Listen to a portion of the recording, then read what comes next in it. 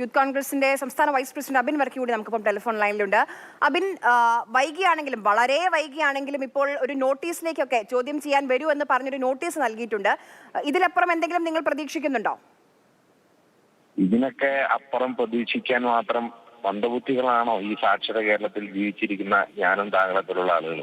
ഇപ്പോ നോട്ടീസൊക്കെ കൊടുക്കുന്ന ഒരു പ്രൊസീജിയർ കാണുമ്പോൾ സത്യത്തിൽ നമുക്ക് വലിയ അത്ഭുതം തോന്നുകയാണ്. കാരണം യൂത്ത് കോൺഗ്രസ് സംസ്ഥാന പ്രസിഡന്റ് രാഹുൽ മാങ്കൂട്ടത്തിലിനെ അറസ്റ്റ് ചെയ്യാൻ രാവിലെ 6 മണിക്ക് പോലീസ് വീട്ടിൽ ചെന്ന് കൊച്ചുവെളുപ്പാൻ കാലത്ത് അമ്മയുടെ മുമ്പിൽ നിന്ന് അറസ്റ്റ് ചെയ്ത് കൊണ്ടുപോകുന്ന കാഴ്ച നമ്മൾ കണ്ടതാണ്. അപ്പോഴാണ് ഇവിടെ വധശ്രമ കേസ് വരെ ചാർജ് ചെയ്യാൻ പറ്റുന്ന ഒരു കേസിൽ അകാരണമായി അന്യായമായി യൂത്ത് കോൺഗ്രസിന്റെ പ്രവർത്തകരെ തലയിലടിച്ച് പരിക്കേൽപ്പിച്ച കേസിൽ ഒരു പോലീസ് ഉദ്യോഗസ്ഥൻ, അതും മുഖ്യമന്ത്രിയുടെ ഗൺമാനായിട്ടുള്ള പോലീസ് ഉദ്യോഗസ്ഥനെ താങ്കളൊന്ന് വരാമോ ചേട്ടാ എന്നും ചോദിച്ച് നോട്ടീസ് കൊടുക്കുന്ന ഒരു വിചിത്രമായ സംഭവമൊക്കെ നമ്മൾ കാണുന്നത്.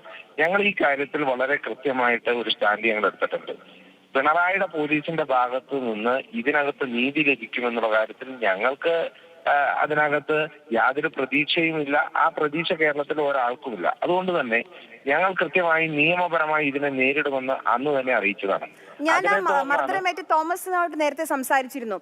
അതോടൊപ്പം തന്നെ എന്തുകൊണ്ടായിരിക്കും ഇപ്പൊ ഈ തിങ്കളാഴ്ച ഒന്ന് ഹാജരാകാൻ വൈകിയാണെങ്കിലും പറഞ്ഞതെന്ന് ചോദിച്ചപ്പം അവർ വീണ്ടും കോടതിയിലേക്ക് പോകാൻ ഇരിക്കുകയാണ്. അതുകൊണ്ടാണ് ഇപ്പോൾ ഈ ഒരു നോട്ടീസ് വന്നതെന്ന് തോന്നുന്നു. അതായത് KSU ജില്ലാ പ്രസിഡന്റ് തോമസും യൂത്ത് കോൺഗ്രസിന്റെ സംസ്ഥാന സെക്രട്ടറി അജയ് ജോൽ കുര്യാക്കോസും ഇവർ ഇരുവരും ആലപ്പുഴ കോടതിയിൽ പ്രൈവറ്റ് കംപ്ലൈന്റ് ആയിട്ട് മൂവ് ചെയ്തപ്പോൾ തന്നെ ആ മജിസ്ട്രേറ്റ് വളരെ കൃത്യമായി ഇതിനകത്ത് കേസെടുക്കണം എന്നുള്ള നിർദ്ദേശം കൊടുക്കുകയുണ്ടായി.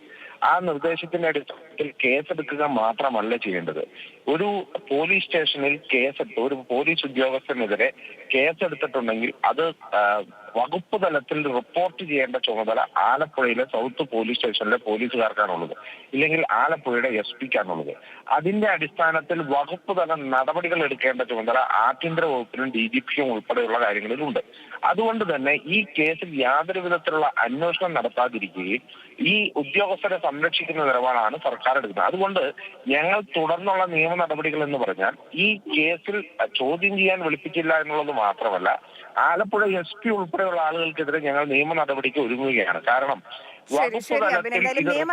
ശക്തമായ നിയമ നടപടിയുമായി മുന്നോട്ട് പോകാൻ തന്നെയാണ് യൂത്ത് കോൺഗ്രസിന്റെ തീരുമാനം. തിങ്കളാഴ്ച ഹാജരാകാനാണ് ഇപ്പോൾ ഗൺമാന് നോട്ടീസ് നൽകിയിട്ടുള്ളത്. പക്ഷേ ഔദ്യോഗിക കാരണങ്ങൾ പറഞ്ഞ് ഹാജരാകാൻ സാധ്യതയില്ല എന്നാണ് നമുക്ക് ലഭിക്കുന്ന വിവരം.